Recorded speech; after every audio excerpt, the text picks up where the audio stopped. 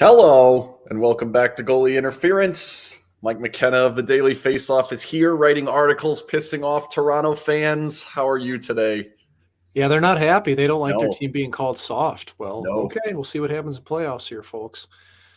Yeah, but that's the nature of it, I guess. So, you I've call read it as you see it, and people disagree. So, I what can I enjoyed it. do? I enjoyed Good. it. I also enjoyed the guy coming at you saying you're a terrible goalie and then you attacking him back, and there's no way he can come back from that. Well, do you want to explain what happened there? Because I didn't attack him. I just pointed out the fact that this guy, this person said that I think he said I'm just as bad, a worse writer than goalie, or just as I bad think of it was a writer similar. as I think he goalie. said just as bad. Just as bad of a Yeah. writer as goalie, and Yeah. I was flattered. I mean, that means that I'm one of the top 120 writers in the world, Ken. I mean, how many people have a realistically, rookie card, right? yeah, and at times that means that I might even be topping out at like top 65 writers in Yeah. the world. So I tried to play that cautious. I said 120 to try to be humble, to be a hockey guy. But And I thought you were above 120 for most of your career. I feel like at You know what? least in You the do have to 90s at the worst, right? Yeah, I would, realistically, yeah, I think 90s probably, but you also have to factor in like the Russian league and the European leagues if you're going to go for that. So Nah. that's why I mean, it's probably realistic to say a top 80 goalie in North America most of my career, at least, I guess. that. So I like it's that. kind of, if you're doing it like the tennis rankings, right? I mean, when I read that, I was like, I want to be a top 120 writer in the world, and I just thought to myself, I'd like to be top 80 in anything, really, and I don't think I am, but nonetheless, here we are. Maybe I'm top 80 in people covering the Golden Knights. I would imagine I'm somewhere in that mix, but yeah, not exactly a strong. There's not 80. There's not 80 people doing that. However, I will tell you this. Look at this. Check this out. Hey, they actually are getting somewhat healthy. Let me get this off of there. Jimerson logo. You can start looking at the lines. Carrier back. That looks pretty good. He's with Stevenson and Kessel. I don't know about that. And then it looks like Theodore is going to be back as well. That really makes the defense look a lot better, even without Whitecloud. Yeah. My first question to you is just the simple one of how much better do they look with Carrier and Theodore in the game? Better, no doubt. I mean, you've been piecemealing lines together, and they still will be doing something like that. But at this point, you get Shea back, and it's your top 4D. There's no way around that. Korzak, I think, has done an admirable job, but he's learning while he goes. And like Nick Hague it's been hit or miss, right? Yep, like, sometimes good, sometimes not. Yep. And man, I'd sure love to say he's been awesome all the time because I really root for him, but that's just reality. And let's face it, Martinez has been way better next to Petro. So, I think we're all just kind of waiting with bated breath, hoping that Whitecloud gets healthy soon. So you can go back to having Whitecloud Hague as your 5-6 because I like he's skating today too. And he's on the trip, which is a little surprising that he would actually go on that trip. Not really a reason for him to be there. Red jersey, but he's there. Well, sometimes you like to sit on heated toilets in the Ritz-Carlton or the Ritz-Carlton, which is really nice. But is that where they stay in New York? There's a Ritz. Actually, no. In New York, you'd stay between. It depends where you're going to stay at. Like, I mean, if you stay in Jersey or if you go into the city, it's imagine they're in the city. Jersey. That would be my guess. Multiple practices at MSG, the game at MSG, and then they have to go to the island. Yeah, it's a fun trip though. You know what? I got really lucky during my career. I usually got the New York trip for some reason, so I get to go there like once a year. You always have to go in December or January because it's always when the Golden Knights go. I usually saw it when the tree was lit. I mean, it's hockey season, but it is cool to be there for 2 or 3 days when I like it. But anyway, here, no, I think the lineup's way better straight up with those two in the lineup. I mean, those are two really big pieces. Carrier, absolutely, at least somebody you can look to for some consistency. And then Theodore, I mean, they've been missing that movement. And I mean, it's something we'll probably touch on even with the power play, but just how, I think they've had a tougher time getting into the zone on power plays. And part of that's what Theodore does pretty well to help them move along the way. So I just don't know about, but that middle right now is still murky, isn't it though? Yeah, that's kind of where I wanted to head was like, you look at this and while, yes, it's great to get Carrier back, and I definitely think it shapes up the defense a little bit better. I'll give my theory a little bit on Theodore here in a second, but First, just look down the wings. Both wings are real light. And I know that, like, obviously not having Mark Stone is a huge problem in that, and that would shift things around and make things look better. But when you have Carlson, Eichel, Stevenson, and Waugh up the middle, you've got 8 wingers, and really there are probably a couple of second line wingers and then a bunch that you would say are third or fourth lines across the board. There's even arguments that some of these guys aren't even NHL quality wingers, at least on a team that's going to win. Like, they got to be looking at that saying, we got to get more here for Eichel and Stevenson if this is going to work, right? Well, I think that's why you started to see, Tarasenko, in my eyes, that name might be something attractive, or Timo Meyer, or you kind of go down the list with anybody here that would really work in Vegas. Well, and you can get a center too, because then you could shift over Stevenson, and he's had success there. So that's another option. Well, I mean, they're really, if there's anything the Golden Knights really do have that's going for their lineup, is actually a lot of versatility. I mean, there's a lot of guys that have played center. I mean, Howden's just as adept at playing center as he is on the wing too. Matthew's done it a little bit too. He hasn't been great at it, but he's done it.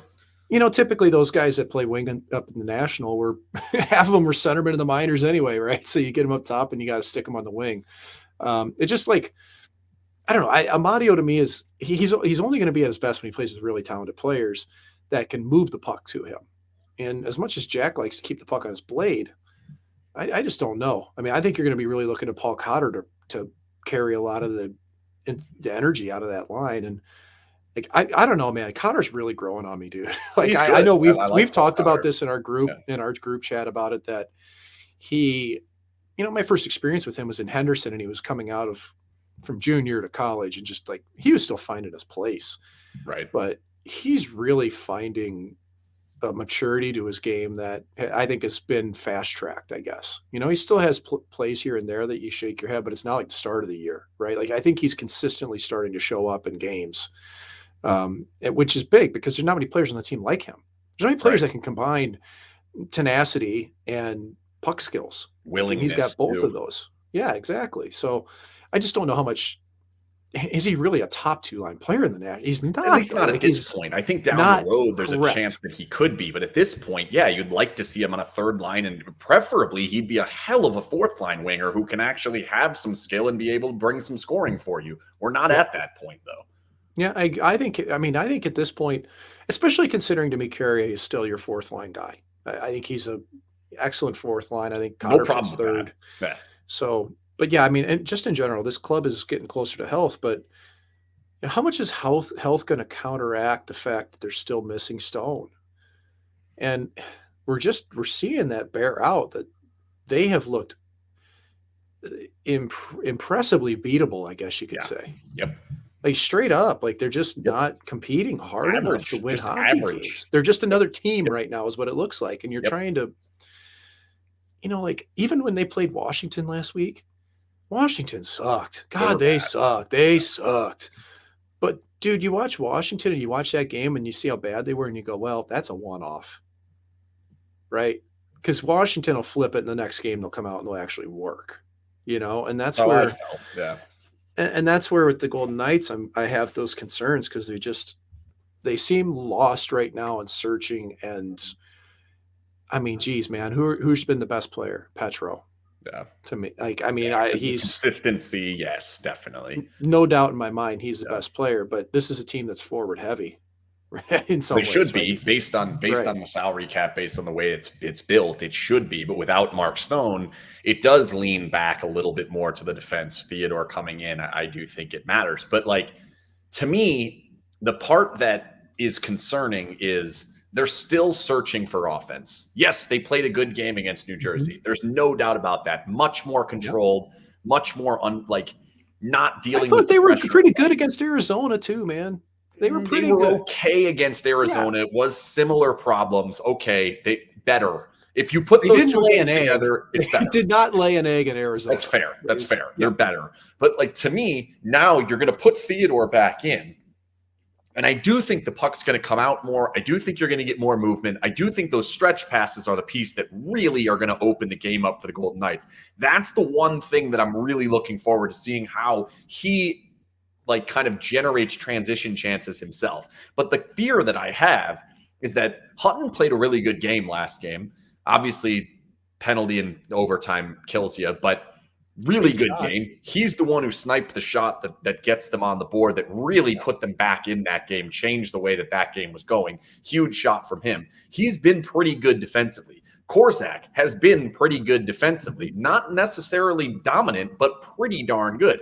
They have not been making these massive turnovers that they have been making. I'm afraid Shea Theodore, off for as long as he's been, getting these 2 games back to back against teams that can get on you, I'm a little concerned that we might end up with as much turnover as we get offense out of him, and it ends up being just a slightly different looking team. And I think I'd rather have the defensive team at the moment.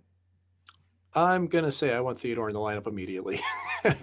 and I think I'd hold him. And as hot of a take as that is, I think I would have held him out until the outside of the break. Well, here's the thing. If you keep it going too long, now you're talking about missing mega time off, right? So do you want to filter him back in as quick as you can? I think so. And I think that Cassidy is going to have a pretty good grasp on the fact. I mean, Theodore's been skating for a bit here, right? I mean, judging at least by comments, I mean, I thought there was a chance he'd go against Jersey. That one, I probably would have put him in there and said, okay, now I'm getting 3 games. There's not the back-to-back. Yeah. Okay. But without him playing that one, I don't love it coming back. Carrier, fine. Get him in there. I mean, if that's the case, I mean, I don't think they're going to load manage him. I don't think you're going to see Theodore 1 game and they say, oh, take the next one off. He's going to play both. No. But I do think that they've at least kind of been building towards knowing that, okay, if he's ready to go, he can play. But yeah, timing wise, that is something, because we've seen Shea have the yips before. It's real. And it's a tough team to play against.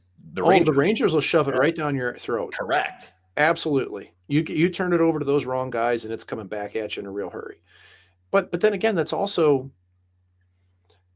it's a fun challenge, man. Like, you do want to put your best players into those situations. You don't want to hide them. And so I'm going to take it at the face value that Shea's going to be ready to play.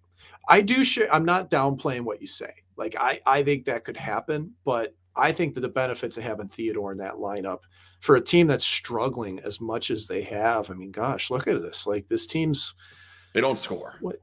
They just don't score. Like, there's the Washington game, and then there's them not scoring for weeks on end here. Yeah. And the we'll talk about all of the reasons for it, but you just can't, for a while, the power play was kind of buoying this team, honestly. 1 for 12 since Stone went out. And now, that's what I was going to say. I mean, it even started before Stone was out, but it really started to plummet since then. And if we want to go in that direction now, I mean, to me, it's pretty obvious. Like, when Stone's down on the goal line, that's his spot, right? So you got Marshy up top. Marshy's not a guy that wants to dick with the puck forever. Nope. And I know Jim Jimerson doesn't like that. Jim Jimerson of the Jimerson Law Firm, of course, bringing goalie interference this week. When you need a winner, you call Jim Jimerson of the Jimerson Law Firm. But like, Marshy gets the puck low to Stone in a big hurry, and the speed that they move it is really the strength of it. And I mean, I can see it in my head right now. Petro to Marshy to Stone to Smitty. Yep. Right? Or just Stevenson, whoever's moved into that spot, from Stone, right? Down in tight. Yeah. And you can just see that coming. And then, or else it's coming from the other side, one-timer to Marshy. Well, Jack's not one-timing pucks. He's not a threat like that. He wants to get the puck. He's getting 2 shots a game. Yeah, I don't understand why he's not shooting. So I have a theory on it that, like, first off, I don't think he's like hurt. I don't think that's what's causing him to not shoot the puck. If there's anybody thinking that out there, I don't think that's the case. I mean, you never know, but I don't think so. I think what it is that just, like, Jack's a guy that wants to get the puck on his stick handle 8 times, and then make a decision, right? Like, he doesn't. If you watch him when he gets him in the zone in the power play, like, he's got to stick handle 6 times before he moves the puck. And a lot of times, what really bugs me is that his feet go the wrong way. Yeah. Yep. He gets it and he goes the other way. And even if he gets it and moves 3 feet away from the net towards the blue line, he's allowing the other team to reset, to flex out, to take away the low pass down to Marshy, who's now the guy that's playing low at the line. And that's not his best spot. Like, at this point, I would put Kessel on the top power play in that spot. And if Jack doesn't like it, he can go kick ass on the second one. Because if you watch Kessel on the power play, dude, this guy still feels it. Okay. Like he's cocked and loaded, blades ready. He's moving in a hurry to get open into spots. He's got cross ice patterns going. He'll pass it through the middle. They're not getting middle passes. They're not getting one-timers, and they're not getting it to the net fast enough. And the zone entry sucked against Jersey on the power play. So is this all on Stone? This is what we talked about. The fear of Eichel. What happens with the power play when Eichel comes back. Does it tank? Well, we're kind of seeing that, aren't we? Yep. 100%. So, yeah. I do think that you may not have to take Jack off that. I think there's a different plan. And you've talked about it before, and we've seen teams do it to them. We've actually seen the Golden Knights do it in 4-on-3 situations with Eichel. Wheel him out of the zone, get him going downhill, and let that puck handling happen moving towards the goal, not standing still in the circle or outside of the circle. If they just wheel him around, then I do think you have to switch Marshy out. I don't think Marchessault is the guy to play underneath the goal. I just don't think he's the right fit there. I'd rather have Wah there, even if it's Stevenson, and then put Wah in the middle or Carlson in the middle or whoever it happens to be. I just don't like the idea of having Marchessault in that spot. But to me, they have to get him moving downhill. That's the difference that has not been happening. When he gets the puck, and for some reason the last game, Pietrangelo couldn't pass it to him. I don't know what was going on there. Every pass was in his skates, and he'd have to get it out of his skates and then dust it off the 6 times, like you were saying, which is now like 45 seconds of him holding it instead of like 30. Those are overkill, relax. But like, that's the one part that I think you can do. I don't mind your idea of moving Kessel there. I just wonder, we know what happens to Eichel when the game isn't going in his direction. And if you start the game by pulling him off the one thing that he knows he's very good at, even though he really hasn't been here, but in his mind, I'm sure he still is very, very good at it. I would imagine that he would think that. He probably should think that. You take him off at that, then you put him on a line with Cotter and who was it with him? Cotter and Amadio? Like, what are we thinking here? Which that brings up a topic that, like, I saw somebody tweeted at us that they were asking a question in a different Q&A, and they said that we kind of breezed over it, and I thought, maybe we have breezed over it. What are the realistic expectations of Jack Eichel, both with Stone in the lineup and with Stone out of the lineup? Start with Stone out of the lineup. I think the idea is pretty clear. It's got to be a point per game. It's got to be driving offense. It's got to be the guy. When they need a goal, he's got to be the guy. But he's only out there for 18 minutes a night. The power play's not working. Like, what is the real expectation? Like, what's realistic for a player of his caliber in his situation with Mark Stone out? I think you need the same from Jack Eichel, regardless of whether Mark Stone's in or out of the lineup. And you need him to be a point-a-game player, period. You look at these other teams around the league that are performing, Ken, their best players are well over a point a game. Okay? Oh, yeah. Jamie Benn won the Art Ross. He won the scoring title in 2015 with 87 points. Connor McDavid hit that mark 3 days ago. Okay? Crazy. Like, and now I know, listen, it's McDavid. It's a different planet. But take a look at the team that just played in Jersey. Jack Hughes. Jesper Bratt. Jesper Bratt. Jack Hughes is making backhand cross-ice passes in overtime from his knees after getting the puck around Braden McNabb. Well, and was hugely impactful down the stretch, helping them get in the zone, and had that chance that Thompson made the amazing save on, had another chance that he missed the net that he probably could have, like, he was the key cog for them, getting them back into that game. Obviously Hamilton gets the goals, but yeah, he needs to be that. If you're going to make $10 million, and in today's NHL, you need to be over a point a game. Okay. Yeah. Point a game, you get point a game and you're sitting down at about 30 or 35th in the league. And Eichel's paid like it's 47th, by the way. I just looked this up. Thank you very much. That was a decent guess, I guess. But like, well, it was big. It was high number than I thought. I thought you were right. I thought it was closer to 35. I feel like most of the season we end with 30. This season, it's probably going to end with about 40, 45 guys doing it. It's crazy. Right. So, if you're Eichel at that dollar figure, and that's why it's hard, right? Because you've got the contract's a contract, and it was signed a while ago, and it is what it is. But like, you still, if you're going to eat up that cap space, you've got to get that value out of the contract. And when your best player, your most, at least say all around player, Stone, is out, right? It's even more incumbent, right? Like it's you can't make up, but you got to stay steady with it. That's my point. Let me just put like prerequisites in his game. Like the point per game, I think, is perfectly fair. Saying we need it to be a point per game, and that's. Yeah. It doesn't have to be over a 1-game sample size or a 2-game sample size. I'm talking about if there's 10 games that Mark Stone's out, you need to have 10 points. I think that's perfectly fair. I don't think anyone can debate that, whether he's making $10 million, he got traded for 3 first-round picks, all of it, add it all together. He's good enough. He should be doing that. But beyond that, what about like scoring chances? What about how impactful he is on an individual period? Like, does he need a dangerous scoring chance that comes directly off his stick, whether that's him putting it on net or him giving it to someone else every single period? Like, is that fair? Well, let's go look at the list of players that we just talked about that are in this same dollar figure, this same category is supposed to be all-star every year, incredible players. You notice them every game.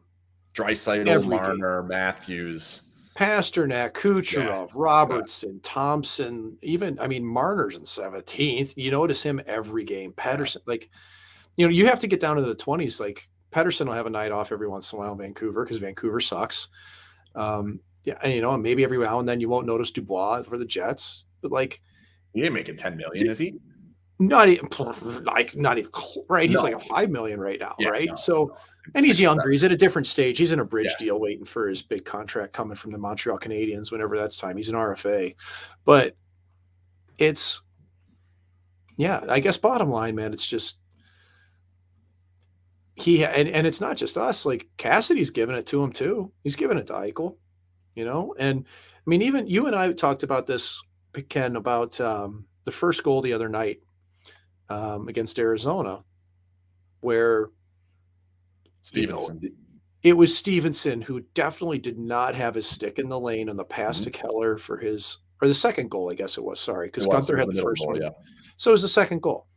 But if you watch Eichel on it, though, you just see why there's something missing there. Like there's a compete level that's not there at all times where, Stevenson doesn't have his stick in the lane, but Eichel just didn't work back to the middle at all. Like he could have prevented that too if he just would have worked.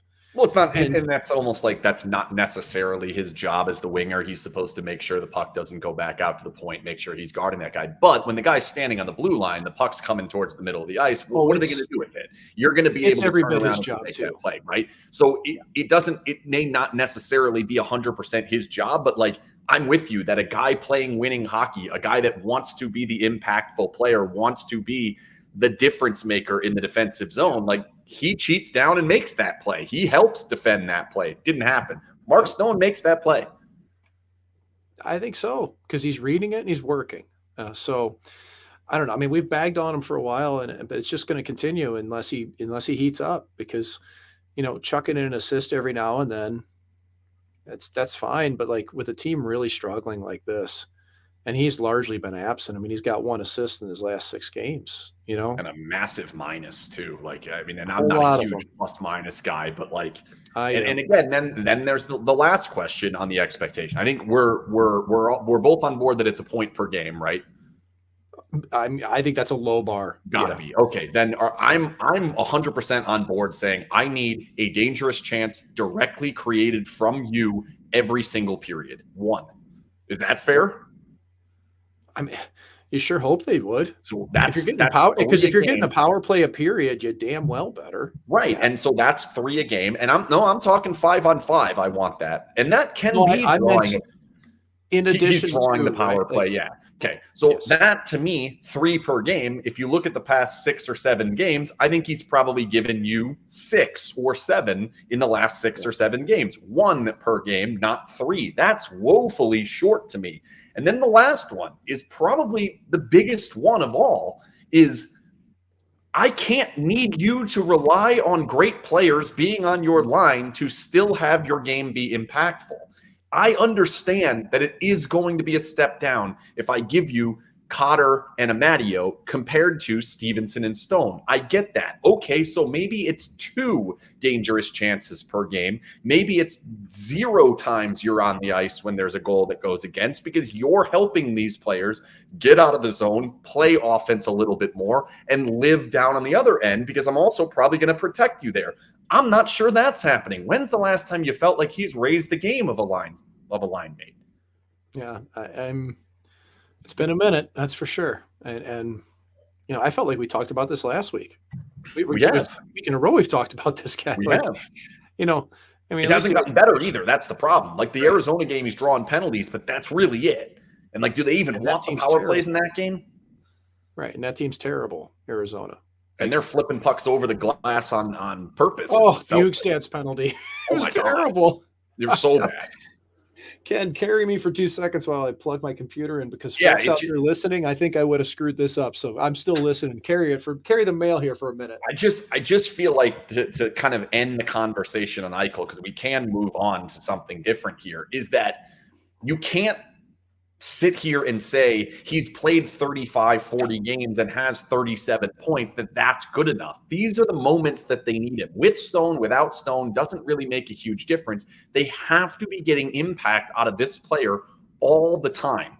And so when they're not, he is the one the buck's going to fall on. He is the guy that's going to take a majority of the blame, because he's the most expensive player on the team. And the next most expensive player on the team that's in the lineup does it every single night. You get Petrangelo's game every single night. It's never, ever not there. Like, other than that first season, the 56-game season, he played about 30 games at the beginning of his season. He just wasn't that guy at that time. Took him a bit to adjust. Eichel has had it, and he has not had it. There's been times where he has helped take over games, namely 3-on-3 has been the place he's been the best at. That didn't even show up in this last game. But he needs to do it at even strength, and he needs to really do it on the power play, and I don't know how that's going to work with Cassidy. That's for them to figure out. But yeah, that's kind of where I'm at on that. I don't really have anything else to say. And like, I also think we are not like, I've been accused of like making Eichel the scapegoat. People like to think that I make guys scapegoats because that's like fun for me or something, or I get more clicks. Or I don't know, whatever the reason is, I have no idea. But like, to me, it's very simple. You need to play to the level that you are expected to play at, or better. If not, we're going to have a problem with you. Phil Kessel was not playing to the level. We had a problem with him. There have been guys in the past. Chandler Stevenson right now isn't playing to the level that they need him to. There have been times Marchessault hasn't. There have been times Smith hasn't. There are times Thompson hasn't. Last game notwithstanding. Eichel is going to get it the most because he has the highest expectation of any player on the team. That's not a scapegoat. That's reality. Yes, I agree with you. And players feel it. I mean, that's why 2 years ago, Jamie Benn and Tyler Seguin just got all kinds of heat in Dallas because they weren't living up to their contracts. Yes, they should. That was the horse shit year.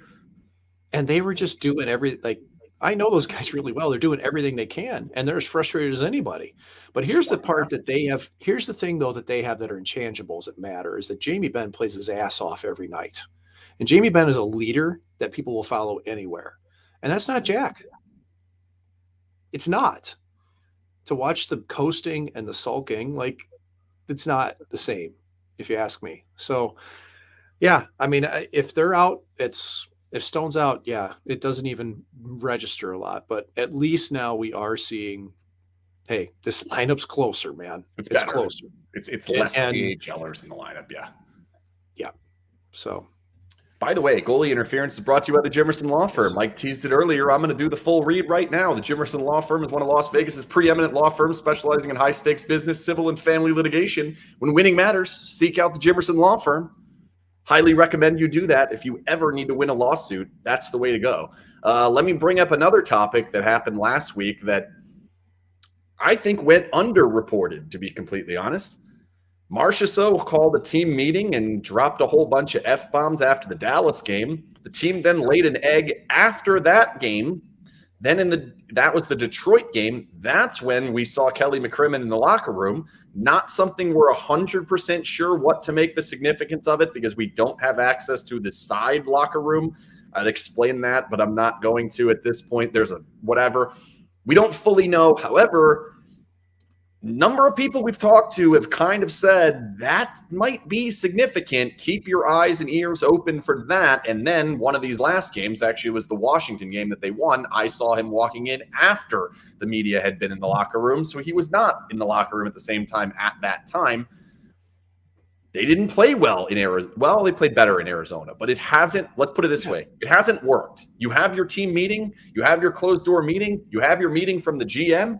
You have all these things going on. I'm assuming there's probably been some Cassidy yelling at people at different times on and off the ice. It's not working. Like, give me kind of your history with that type of thing, with team meetings, with GM meetings, with coaches losing their shit. How often does it work, and what happens when it doesn't? When it doesn't work, you just start searching. And then you start trying too hard. You start finding excuses, and I shouldn't even say excuses. You start finding reasons that aren't even really reasons. And you start gravitating towards those rather than just putting your head down and fixing it. And sometimes things go sideways and you can't explain why. You just can't sometimes. And it can last a while. But when a GM walks in the room like that, because I had somebody else tell me that, hey, Crim's in the room, like, and it was a surprise to that person. Okay. So again, and I don't know if he makes a habit of that or not. Neither the person I know, but it just, that person never noticed him there doing it before. I've seen it twice. Yeah. So, we could be totally off here. We don't know that. But awesome. I know from personal experience that if a general manager walks in a locker room, that's pretty rare at the end. How many times did that happen in your career? Do you know? Enough for me to tell you I think it's rare. Okay. Oh, straight up, man. Like, unless, if you win you win a playoff series or something, typically you've got management around, right? Well, they the last time I saw them, they were 3-0 and had beaten Seattle in Seattle. Good game. They played a great game. They dominated that game. And it was like, oh, all right, boys, we've done it. Here we go. We're off to a good start. Yeah. They pop in or out. Now, a general manager typically doesn't go in and read a riot act to a team. That would have been shocking to me. That would have been utterly shocking.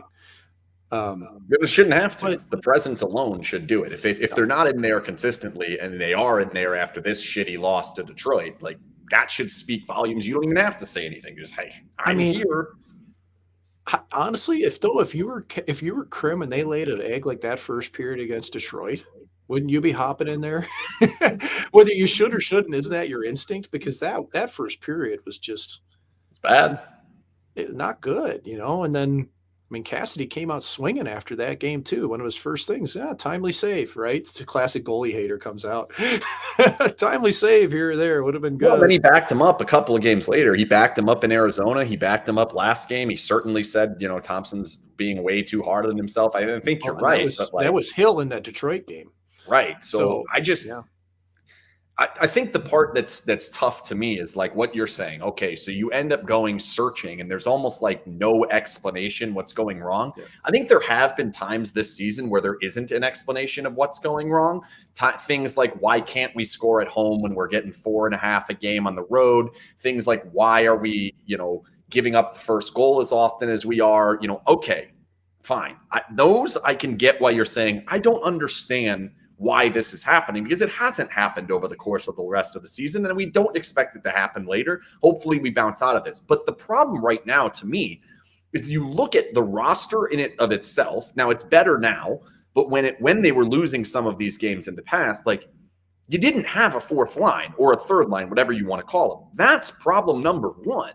Then beyond that, your issue, and the main issue, has been the same. It's twofold. One, they cannot score when the other team makes it hard on them. And two, they turn the puck over in their own zone and lose drop coverage far too often. Yeah. When those have been the issues for three coaches now, we're talking 2020. It was early 2020 that we were having this discussion. It's 2023 now. I can't accept we don't know what's going wrong. I can't accept we need to try harder. No, get your ass in front of the goal, someone. Mm-hmm. Well, right? I mean, that's indicative of even like the power play, how perimeter it's been. Like they're just not hard to play against. They're not. Like there's not, and that's where Carrier I think will help. Like he at least is hard to play against, but it's not.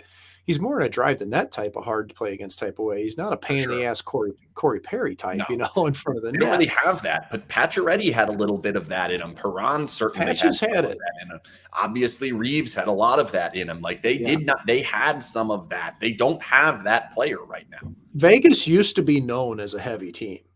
And the pain in the ass and a chirpy team and an annoying team, and hard. And there's none of that now. It's not in your face. It's just another hockey team. And I think that those intangibles are what's really hard to make up for. I mean, shit, I know the Caps were terrible the other night, but boy, Wilson got pissed off something awful and you noticed him, right? Yep. Like who on the Golden Knights is going to go buck wild like that and really make a statement? Kolazar, right? And your best chance. But it's not in him. Like he will fight. He'll fight, absolutely. And he's tough as can be, but it's not in him to just be a piece of shit on the ice. Who in this team is? You look at every great team and they got somebody that drives you crazy out there. I've been advocating for the guy for 3 years now. The guy's out there. He's available. He's there. There's no doubt. Go buy Connor Garland. Go buy Connor Garland. I keep saying this. His contract and as much as he's hurt, he is a pain in the ass to play against. They had Nick Cousins. Nick doesn't have the same offense. Wasn't good enough. Nick doesn't have the same offensive upside as those other guys. But right. It's that burr under the saddle type of player makes such a difference, man. And I just wrote a piece today on Toronto, and I don't think they have it either. They get Matthews just skates away from everything. Yeah. Well, Bunting's he's a rat, and he'll kind of get in there, but like the rest of the team, where is it? Like nobody's afraid to play against the Leafs. Bunting's just annoying, Used to be afraid what Connor Garland is. There's an argument for that too on Connor Garland. Well, I mean, I played against Garland and Hill in a playoff series when they were with Tucson. Dylan Strome was on that team. Lawson Krause was on that team. Yeah, we knocked them off. Was he on that team? We knocked them off in 5 games. Yeah. So it was. I remember Dylan Strome trying to talk shit and just being like, "Whatever, man. You're 20, dude." Just let me know when you're 30 something and you got kids, man. Like if any of this is going to affect me at all. But yeah, that's fun to look back on. You know what was also on that team? Michael Bunting was also on that team. Yes, that's right. That's right. So yeah, there was a lot of them, man. Looking Michael back, Bunting was actually a guy the Golden Knights should have gotten. Like you really think back to it, Michael Bunting had like 4 career goals and 2 of them were against the Golden Knights. And he was an unrestricted free agent that wasn't even qualified. Like he was an option. He should have been the guy. And like, do they look different with Michael Bunting? I think the answer is yes. And like, those are the pieces that, since the Chandler Stevenson move, which that happened in 2019 now, if I'm not mistaken, that was under Gallant, correct? Yep. Pretty sure. We're pushing 4 years on that now. Where has that move been? And that might be the path to take, but the trade deadline comes down to one thing. And it's very clear that it's going to come down to this only one thing. Today, the quote is this. Bruce Cassidy on Mark Stone. Hopefully on the other side of the break, we'll see him. That's what I was originally told. That would be a good possibility. But I guess until we get back to Vegas, that's a tough one to answer. What do you take out of that? Well, they get back to Vegas on Monday, the 29th, and they don't reconvene clear until Sunday, the 5th. And seeing him is different than putting him in the lineup. So, listen, I'm not holding out a lot of hope on this. And I hate that. I absolutely hate that. Are you not holding out hope on him playing, or are you not holding out hope on him being the same player? I'm not holding out hope that it's going to be a quick return. Okay. Just given that. And here's the thing. We don't even know, like, is this anything related to, I'd have to believe it wouldn't be related to last year because that was according to fixed Emily with Kaplan, surgery. it is a different back injury. Right. That was, but it was kind of a weird throwaway line at the beginning of a game. The puck was in play. I'm always a little weary when somebody makes a report that kind of catches us off guard when the puck's in play, because it's like, who knows what's happening in front of them. Let's put it this way. It's a back issue. He had a back surgery. Multiple back issues, whether they're related or not. It's tricky. It's challenging. Yeah, it's scary. That's what it comes down to. For the human, scary. No question about it. It's terrifying for him. Yeah. You know, and as a friend, more than anything, you know, I hate thinking about that because I want to see him successful and enjoying sport he's so good at and all that. And it's just, it seems catastrophic to talk about it that way, but knowing how serious last time was for him. Anyway, I basically think if we're going to see him on the other side, hopefully, I've mid-February. Doesn't that seem like you're more? So like the part I find weird about the comment is that's what I was told originally. That would be a good possibility. So I think that rules out any idea that they think this could be season ending, right? At least we could take that positive out of it.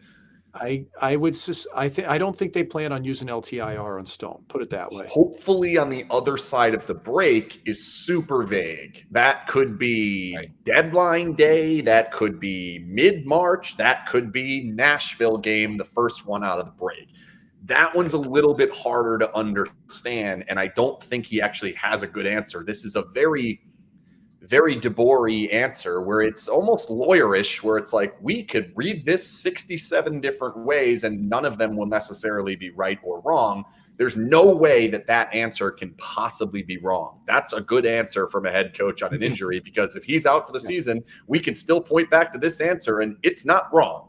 Hopefully he'll be on the other side of the break. I was told that originally that would be a good possibility. Like, all of these are vague terms that I don't like, but like, my fear, and it remains my fear, and I think this is what's going to happen, they're going to put him back out there not fully knowing what they've got. I don't think they're going to be fully convinced that this thing's under control, because I don't think it's going to be physically possible. And I think he's going to go back out there. I think he's going to be good sometimes, not good others. And here we are back with this injury again. I don't know that you can bank on Mark Stone being healthy for more than 10 games in a row, 15 games in a row for a while. Like, I don't know that you can bank on that, and you certainly are going to have to see that before that. How big of a change does this have to make, in your opinion, for how they approach a deadline, how they approach the future, all of it, understanding that until we get 30, 40 games in a row out of Mark Stone, we don't know. We don't know when we're going to lose him again, or if we're going to lose him again, or if he's even going to be the same player. To me, it changes everything. Well, doesn't it feel kind of like Pacioretty 2.0? A little bit. I mean, Patches just couldn't go in playoffs ever by the end of the year. Yeah, it was always beat down, and they always knew that the next one was coming. I actually thought that one got a little overblown, and those were somewhat more unlucky injuries. They were all seemingly a little bit different. But now that what happens to him happen, it's hard to say that that opinion's wrong. If flat out it's not. Like, he has not been there for a while. If you're not available, you're useless. The best ability is availability. And that's the only reason I had the career I did, is because I just never missed games and I was always there. And then they just had to put me in. Like, is that you buy that? Yeah. Oh, some people just have a black cloud over their head that they will, if they can get hurt, they will find a way to get hurt. It just happens to them. And then you get people like me and Kessel and Yandel that just, you know what's funny? If you took me, Kessel, and Yandel, lined us up at a pool, I don't think we'd be the most electrifying trio there. I'll put it that way, with our shirts off. Guess who didn't miss games? I mean, there is an argument to that. Like, we've seen this in many other sports, that like UFC is the best example. The most ripped guy gasses out the fastest, gets hurt the most easily. It's just why that is, I don't fully understand it. for those who aren't the most ripped dudes, we're big fans of that. Like, yeah, you can't look good, you suck, right? Well, I mean, the biggest goalies, the strongest goalies are ones that are always Rick DiPietro lifted himself out of the NHL. And I mean, Mackenzie Blackwood's hurt all the time and he's built like an absolute Mack truck, like I'd see these guys just crushing back squats in training camp and they're hurt a week into the season. That's, well, yeah, you've exhausted your body's upper limit on training. But so then you mentioned it. I'm gonna pin you down on it. You mentioned not wanting to play LTIR again. Let's play both scenarios. First scenario is if Mark Stone's out for the season, how do you approach the deadline? Second scenario is you're gonna have Mark Stone. You don't know whether you're going to get 100% Mark Stone, but you do know you are getting Mark Stone back fairly soon. Let's say sometime in February. How do you approach the deadline then? I'm not really sure how different it is. I mean, if you got LTIR, then you can really take a swing for the fences and you're going to have more cap space to play with. It's not a matter of would I or not. We always go over this. Would I? It doesn't matter what I would. The thing is, if they have cap space to spend on it, why wouldn't you? Because you do want to you got to give yourself the best chance if you can pull it off. Now, if you're going to give up even more draft picks, come on, let's be realistic here for once, and that's where you kind of have to hold Foley's feet to the fire. By the way, I haven't seen an interview with him in a long time. That's probably Jason was mentioning that on the podcast. He's been very quiet this entire year. That's a good thing. I mean, I think that may have been conscious. There's no way that's not conscious. If he ever does, he's got my number. Talking owners make you nervous. I like a talking owner. No, I know you like him. I mean, I like when Bruce Cassidy talks. You know who should replace Rick Tocchet on the TNT panel is Bruce Cassidy, but he's got a great gig going in Vegas. Cassidy would be the absolute greatest analyst on TV. He would be phenomenal. Awesome. I know. Like phenomenal. The guy can break a game down better than anybody. I love it. I'm learning so much this year. It's great. Yeah. But you know what? The Golden Knights are finally at the point where they've got some first round draft picks. They're decently stocked with their cupboards now. Are you going to give away more of those? Because that's the going rate for anything. Like the one I look at though, and I keep saying it, but like, I don't know if Tarasenko gets a first rounder with where he is. I'm not sure, and I don't know if he's the answer either. Okay. UFA, he's a UFA. I'm just throwing names out, I mean, just even play the genetic game of would you buy a rental for this team? Yeah, I would, because the way these wingers just aren't. It's not there. If you're in the playoffs, you got to go for it, man. I'm not sure I agree with that. That's the one thing that and I understand that. I understand where that comes from. I get it. I just think if it's going to damage your chance of making the playoffs the next year and the following year, which I think it would, I don't know that you have to go for it when your team's not fully there. And are you even a playoff team without Mark Stone? Like, don't they have to see Mark Stone healthy for a bunch of games? They don't have that many games out of the bye. If this team doesn't get it turned around, we may be talking about playoffs being a real thing. Like I pulled the numbers today. They're one win better than last season. 29, 17, and 3 this season. 28, 17, and 3 last season. Were they already out of the playoff picture by this point last year? No. I wonder. Oh, very much no. When they played their 49th game, they were still in first place. Then they actually lost first place in between. Sound familiar?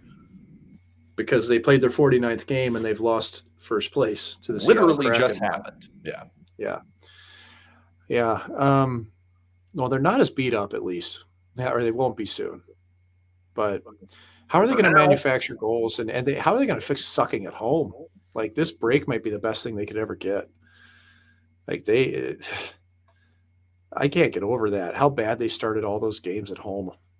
Like the Detroit game, when you could see it when that first goal went in, it just deflated them. Yep. And no question. I get so sick of the questions, and I don't mean this to poorly on anybody asking them, because to me it's a valid question. It's a fair question, but a team gets waxed for half a game and then they play a good third period. And can you take anything from this? Is there any momentum you can build? And like, You have to ask that question. So I do not mean that to be as mean here. No, you can't. The other team quit playing because they're kicking your ass and the game's over. That's why Detroit got up, 3-1? It was over. See ya. Because Detroit just locked it down. And yeah, you got some chances. Great. That's what happens when you're losing. So it's I don't think you can take a whole lot from that. They haven't been consistently good for a long time now. It's really, when's the last time that they really, a grinding hell of a hockey game that you watched where you went, man, that was intense. It had great stuff back and forth. Like, it wasn't the Washington game. No, maybe Florida. Maybe even Colorado. Maybe Colorado. And Colorado was banged up at the time. That was two teams that were not shells of themselves. The one thing that and I'm going to bring Jason in on this one, is I do think there's something that the Golden Knights have going for them much more this year than I think they've had in the past. And that's, the conference sucks. Like, the conference is bad. There is a good team that's not playing as a fully good team yet in Colorado. There is a Dallas team that is doing the DeBoer thing where they're just dominant in the regular season. And then there's a bunch of teams in the middle that, like, the Golden Knights have to beat out, like the Kings, the Predators. St. Louis is crap now. I'm not sure they're even in the mix. Like, Winnipeg's not all that good. Like, I just don't know if it's going to be that hard to get in the playoffs, because the fact of the matter is most of these teams aren't good. Yeah, St. Louis is definitely out at this point. They're losing right now to Arizona. They look horrible. Robert Thomas has just left the game. So, I mean, you didn't mention Winnipeg. I think they're a little bit maybe better than you give them credit for, maybe. I mean, what, they lost again today. They now have 63 points in 50 games. Like, that's 2 points better than Vegas with an extra game. Like, yeah, it's not a great. I mean, Mike, you know this conference better than anyone. Unmute yourself, Mike. Thank you very much, Mike. You know this conference better than anyone, especially the Central. I mean, this is about as watered down as it's been in a while. Yeah, it's surprising. I mean, the Centrals. Well, the Pacific. I don't know. It's tough to gauge, right? We keep saying that conferences are bad, really. Well, like the Pacific, is I think Seattle really bad though. Seattle. No, the thing in the Pacific is, like, good teams. I think it's fair to say finishing fourth in the Pacific, and maybe even fifth. I doubt that it's fifth, but fourth in the Pacific, I think, is reasonable. If they finish fifth in the Pacific, now you're talking about being out of the playoffs. But even fifth in the Pacific, they're still only have to be better than Nashville or Minnesota if they finish fifth. Like, I don't think that's that hard to do. They'll be better in Nashville. I'm convinced of that. The game coming up matters a lot. Minnesota's a team that should be there. Flowers actually been real hit or miss this year, and Gustafson's been really good for them. That'll be interesting because they make playoffs. Dean Evison went to Flower last year over Talbot when, like, to me, that was Talbot's net. He went like 17-1 down the stretch or something and crazy, and they went to Flower because he had more playoff experience, right? Stanley Cup experience. And I can't fault that because I understand the reasoning for it. You don't trade for a guy to not start him in playoffs, but Talbot did everything that he should have done, right? So you got Evison, who's definitely, favoring one guy. But that, like, Calgary's, I don't know. Edmonton's the one I think. I think Edmonton's going to be right at the top by the end of this thing, man. They're going to take off. They're doing it already. Yeah. Calgary has to make a change in net. I mean, if they really want to, be a legitimate contender, they have to make a change in that. No, they've got it. It's Vladar. That's what I'm saying. I mean, Markstrom again tonight struggled. It's about time that they make that change. That's Daryl Sutter's going to have to do it. We can go to a different guy other than this big-time starter, which is tough. But he's done it before. He did it with Jonathan Quick previously. So we'll see. That was years ago, decades ago. But I mean, overall, goalies. What about goalies, right? Overall, the Pacific is, like you said, Ken. I mean, the West is not great. The Pacific, I would say at this point, is a little bit better than the Central because Colorado is, still haven't caught up yet. I don't know. I mean, it's going to be a tough run for whoever. If it's not Colorado, right? I think it's going to be a tough Cup final for the West. Mm-hmm. Well, unless the East beats themselves, you never know. But man, I think like the teams even like if that happens, they're I mean, still going to be geez, so like, much better. you got Boston, Toronto, Tampa, Carolina. You take any of those 4 teams, I think could easily win a cup out there. Yep. Jersey and the Rangers, I don't think so. Probably but those not. 4 that I just talked about, dude, watch out. Yep. Because I don't care what I don't care what I said about Toronto being soft. I still think they can win a cup. I think especially if they find a little juice, like they could. Samsonov's played really well. Won't they add Tampa a little Bay, muscle maybe as well? I think there's a chance of that. Yeah. But I mean, Tampa Bay, big game tonight at Vasilevsky. Like, just you look at the Western Conference, and like honestly, which team out of the West is built to go? Dallas is the only one I think that can handle the teams from the East. Calgary, but they're Calgary's not playing been so that way. good all year. They're not playing that way. But like which team is built to do it? I would argue Calgary.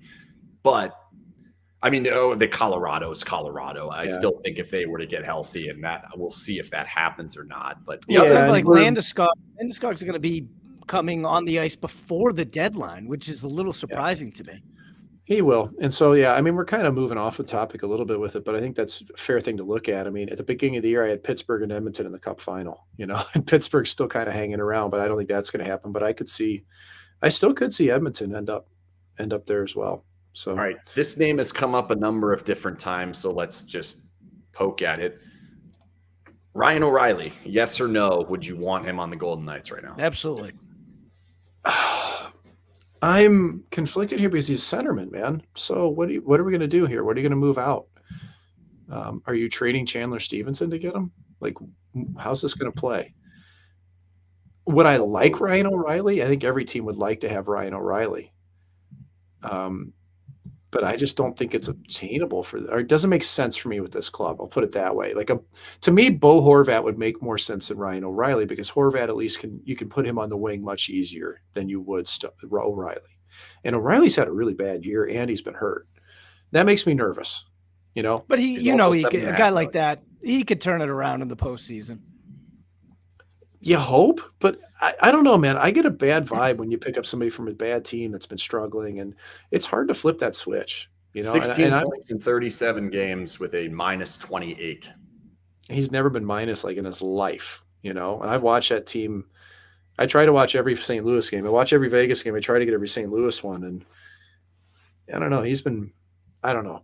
O'Reilly's going to go somewhere, but I don't think it's going to be Vegas. Put it that way. I don't think another centerman is what they're going to be going for. A pure centerman like him who's a 1-2. Like they already have 3 of them right now. I mean, Tarasenko, he could do exactly what, like you said about Horvat. He could score. Mm-hmm. I mean, that's really. You said it earlier, Mike, and Ken and I were talking about it on the podcast. I think they need a scoring winger, and if you can get one on the cheap, I wouldn't give away all the firsts. Or Stevenson or a player like that to get him. But if they did, that's the player they need. Only if Stone's healthy. Only if Stone's healthy. If Stone's not healthy or not 100%, I don't think you can buy a single thing. I think you have to at very least hold, if not try to cash in someone into something better. Like, I just don't think you can expect to win with what you've gotten out of Eichel, with what you've gotten out of your goaltenders, with what you've gotten out of your offense. Even if you make your team a little bit better, you're probably going to creep yourselves into the playoffs. You might be able to get by a team in the first round. You're not beating 4 different teams on the road to the Stanley Cup final or winning a Stanley Cup. You're just not, unless Stone's fully healthy. Stone has to be the best player on the team. If that doesn't happen, they're not winning. No, your pessimism is going to be shared by the front office, man. They got to go for it. Is it? That's CMO. So it's not. You're saying it's not going to be shared by the front office, right? I don't think your pessimism will be shared by the front office. I agree. It doesn't need to be shared by the front office. It needs to be shared by one guy. He just bought Bournemouth. Yeah, but you guys just brought it up. He hasn't been vocal at all this year, so we have no idea where he leads. And then we also don't know. I mean, when have they ever given up on this team? Right? They really haven't. I'm talking about, 6 years. They haven't given up on this team. Ever thought to themselves, let's sell. Only for cap space. Yeah. Should have last year. If they had done it last year, they would have been in a better spot. All right, the name of the show is Goalie Interference. We haven't touched on the goalies yet. I got a little I don't know what the word is. I'd have to pull the thesaurus up about what I thought of the Logan Thompson press conference following the last game. I guess maybe the word that comes to the front of mind for me is disingenuous. I didn't believe a word he said, and that's very weird to me because played a great game. I think he knew he played a great game. I think he knew he was one of the big reasons why the Golden Knights were still in that game. I think that's one of the reasons he talked after the game was because he knew he played a good game. And he comes out there and says, I wasn't good enough. He basically did the Gio Bernard thing. It was my fault no matter what the question was. He said, I wasn't good enough. I wasn't good enough. I wasn't good enough. He even said he should have stopped the 2 goals in regulation, which is ridiculous to me, right? They're correct on that one, Mike? Yeah. You can't stop either of those, right? No, there's no stopping the puck that gets deflected and does a circus high wire act over your shoulder and then off Braden McNabb's shin. Right. So then you have the one thing that you really want to take out of that and really want to believe out of that, which is I haven't been at my best over the last 10 games or so, which I think is everyone's on the same page. Cassidy's clearly on the same page with that. Burke's clearly on the same page with that. And you want to believe that portion of it. But when it's laced with all of this else that you can't believe because it's just not accurate, how am I supposed to believe that? Does he actually believe he needs to be better, or is he just looking at a sword and running into it because that's what you're supposed to do at this moment? I think there's a little bit of both going on. I've wondered if, is he truly internalizing all of this, or is he just fighting back against a coach like Cassidy that likes to be very honest and blame people? And I think there's a little bit of both going on here, because he has had a tendency in his past career to, get down on, almost get depressed with things, in terms of the way things are going, But I also think that he's consistently trying to just prove himself, right? And you don't have to prove yourself. Yeah. You're there, dude. You are there. You don't have to prove shit to anybody at this point, even though it feels like it, no matter what. Do you think because he was named to the All-Star team, he feels like he has to live up to that? Nothing to do with All-Star. No, I think this is purely based on the fact that they've had a coach beat up the goalies in the press a little bit, and God knows he doesn't miss anything in the press. Whether he says he stopped or not, you don't know. Cassidy was polite last night.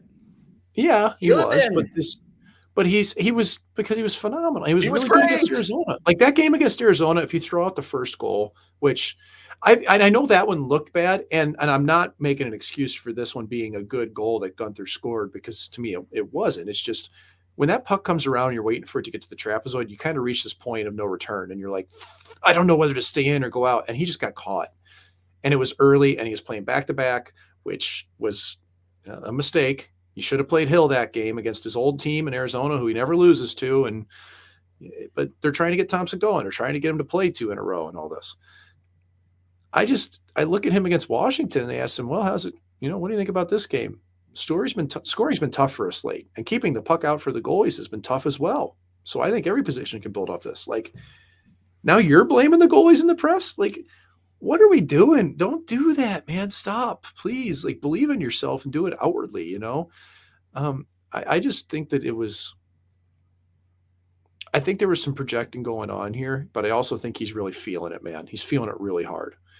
And to see him, his body language has been getting worse and worse after goals. Yeah, I don't like that either. Down on the ice. Yeah. Taking forever to take drinks, looking around, looking at people. That concerns me. And then, a goal goes in last night in OT, and I think Dougie Hamilton was off the ice by the time Thompson got up. You want to look defeated. Apparently, according to the reports from the broadcast, there was stick slamming all the way down the tunnel too.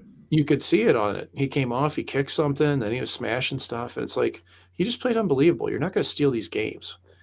You're not going to steal every game. Mike, what does a guy like Pietrangelo see? What is he when he sees that? What does he think?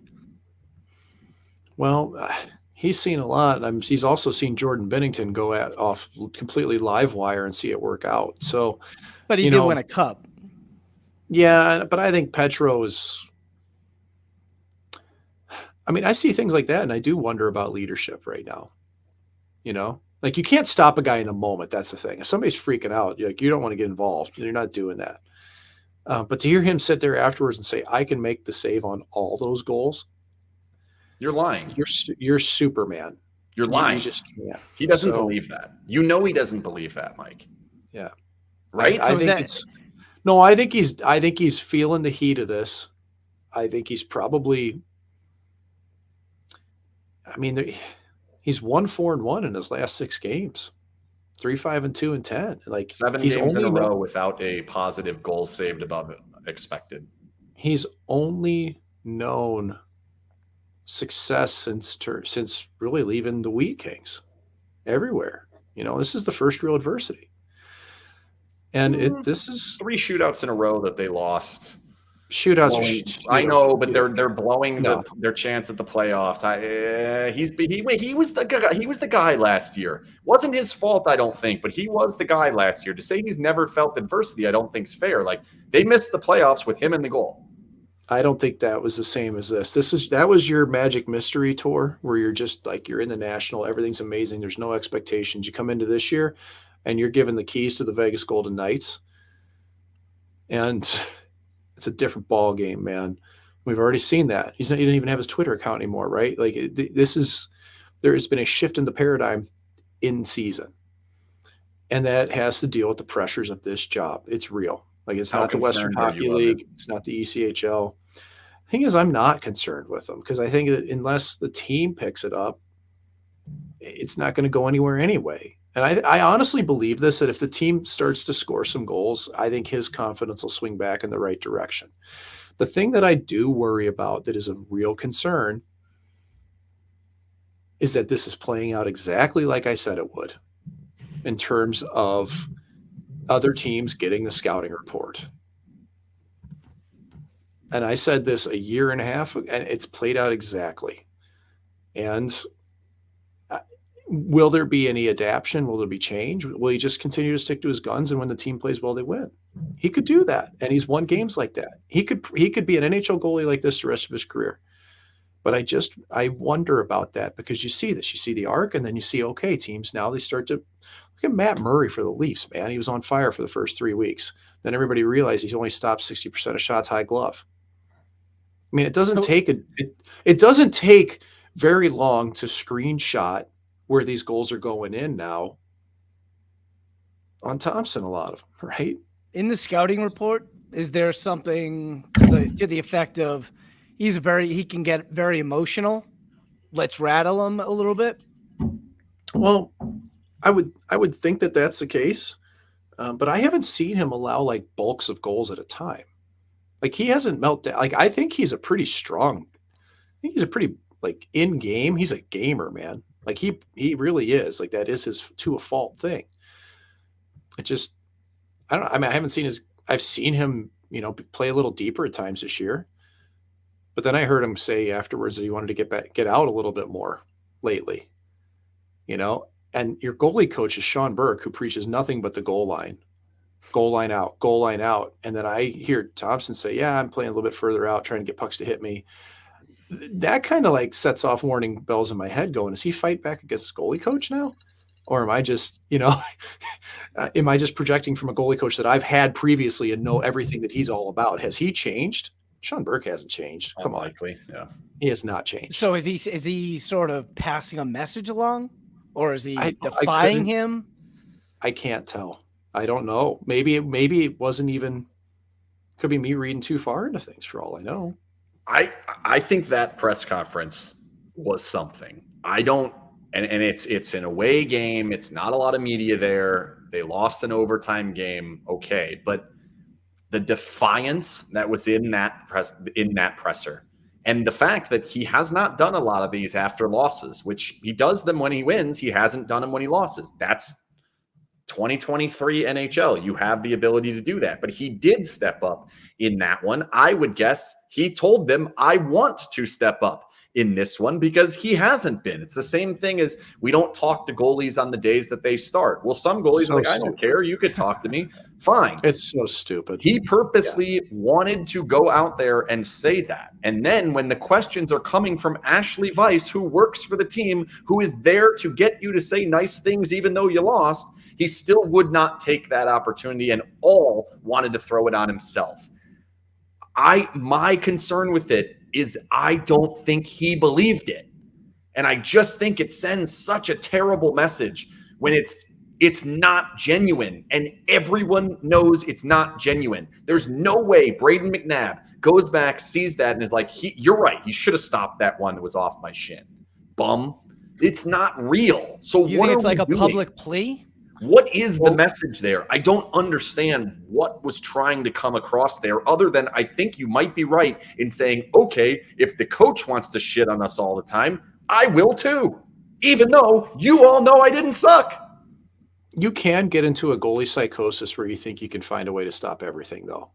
As crazy as that sounds, you can get yourself into that where when pucks are going in and you're losing games, you're just thinking like, dude, he's been really good the last couple. Absolutely. Like, he was so good that game. And I mean, I told you guys midway through Arizona, like the 2-on-1 shorthanded save side to side, and then another similar one against Jersey. Like, God damn, he's a good athlete. And he reads the puck and tracks the puck well, man. Like, I've said this time and time again. I would love to coach him. Straight up love to coach him because he's got a natural gift for this position that people don't have. And that's why I believe in him long term because of that. But this is starting to make me concerned, though, because you can't. There's a lot of Jack Campbell going on here that I'm not sure. Like, Campbell was pretty genuine and crushing himself, but this is what it comes off as. I was surprised the Golden Knights put that clip out. Were you guys surprised? I mean, it was live, so right. I mean, they have to cover That's true. No. I mean, it was though. It was an ESPN game, so it was not on their post game. They didn't cut to it live. But I think it would have been something if they had only had one interview after the game, when they always have two players and the coach. And if that's not there, then we start asking the question. I think there's enough media around that story gets out anyway. I think Jesse from The Athletic wrote a story about it saying that it wasn't his fault. And so he was in there. So I think that story comes out anyway. I don't think that would have made a big difference. However, the fact that we get to see it, everyone gets to watch it. Yeah, maybe they shouldn't have put it out, but I don't know. I think there's more like going on whether or not it came out. I think that the message is there either way. But like you said, I mean, it would come out. They send the audio every night. So if we dug through, we would have eventually heard it. And then, our alerts would have gone up. You would have tweeted it. It would have created a storm. So I think in a way, in that situation, they were not forced, but they put it out there without thinking. I didn't tweet it because I didn't believe it. I get this quite a bit with players after games, specifically when they lose. If you say something I don't think you actually believe, which happens quite a bit, I will not report that because it's bullshit. And I'm not going to take it as real. We all know he played well. Everyone knows he plays well. He played well in that game. Everybody on New Jersey knew he played well in that game. So to then come out, there's something going on there, and I don't fully know what it is. And now let's move on. 2 games coming up. Pick the goalies in each game. Pick the performances in each game from each goalie, and do they win either of them? Well, I think Logan plays tomorrow. You got to play Thompson against the Rangers. Islanders suck right now. You got to play Thompson against the Rangers. You don't go back-to-back again. Don't do that again. Because and I know we're basing it on past things, but his record in back-to-backs were it's not let's good. See. Winning doesn't happen. He plays okay. Winning doesn't happen. I think 1-3-1 now. It's a 0. It's not a 1. No. 1-3-2 since being a member of the club at least. But anyway, yeah, I think it's pretty simple. You go with LT against the Rangers, and then you go with Aiden Hill against the Islanders. And how do the games go? I think they lose to the Rangers, and then I think they will win against the Islanders. It will be a low-scoring game, which helps out Hill. I just worry about the back-to-backs and how they looked against Arizona. And Islanders playing a back-to-back too. They've had their back against the wall here for a bit. I just don't know how they get past the Rangers right now. I really don't. My gut says that they do not beat the Rangers. And my gut says that the Islanders ends up going to extra innings. And I'm not sure. And the thing is, the Islanders don't have anybody in overtime to win it. So if it goes to a shootout, if it's in overtime, I say the Golden Knights win. If it's in a shootout, with Hill. Oh, geez. They don't have much on the Isles, though. I think if it goes to extra innings, they actually win. I think they're going to go to extra innings, they're going to win. If they go 0-1-1, so if they get 1 point out of the next 2 games, they will go into the All-Star break with the exact same record after 51 games as they had last season. Both record and points, it would be the exact same record of 29, 18, and 4. That's what they were last year. I had the money puck projections pulled up from last year. They were somewhere in the neighborhood of 84% to make the playoffs with that record. So that is a bit concerning. I'm going to say they're going to win them both in overtime. Both of them are going to be comebacks. They're going to be behind in both games, and they're going to win both of them in overtime. Wow. I'd like to see that. I mean, so yeah, like Mike said, I mean, they haven't looked great off a back-to-back. So I'm assuming one of those games. I just think it's a tough trip. I mean, you can't go into New Jersey, New York, and expect to go 3-0. They already picked up a point. So I'm with Mike, 1-1. I will say this, who predicted 1-2-1 last week? It was you. It was Thank you. Did you actually pick the Arizona game? You might have. Mm-hmm. I know I did after I saw the Washington game. I didn't make a big deal of it because I didn't want to be the guy who's shitting on the 6-2 win and saying that win's a bunch of crap. But I kind of knew they are not going to go in there and actually beat Arizona. They played a lot better last game though, and that's where the encouragement comes from me. Is that they've given up the first goal into both of these games. I don't necessarily know that that's going to happen in both of these next games. I just think they're playing a little bit better. There's typically that bump from the guys coming back in, at least at the beginning. I am concerned that they're going to give up a goal directly off of Theodore's stick, and that could cost them by all that. But all right, let's get story time, and then let's get on here. I was going to say I'm looking a couple weeks ahead. I'm circling the Tampa Bay Lightning on the 18th. By that point, I think that's when we're going to decide what this team is. I believe. Story time. Okay, so somebody in the chat throw out any topic here that I can riff on. Somebody's got to have something that they want to hear. Somebody mentioned about Dave Mike, and Shane. Have you ever? I wanted to bring this up to you. Have you ever considered coaching or goalie coaching? Because I mean, clearly everybody who watches the show would agree. I am the goaltending coach of St. Lawrence University, albeit virtually, which is interesting. He is a goalie coach. Yeah. Well, I mean, here's going deeper. You want to know something very frank about goalie coaches? They don't get paid. And you're the number one person to get shit on by the rest of the coaching staff. So, I mean, assistant coaches in the NHL make anywhere from like your top assistants, like just assistants in general, $500,000 to $2 million, some of them, like assistants or associates. Take that. Like really, half to $1.5 million. Goalie coaches make about 150 to 250.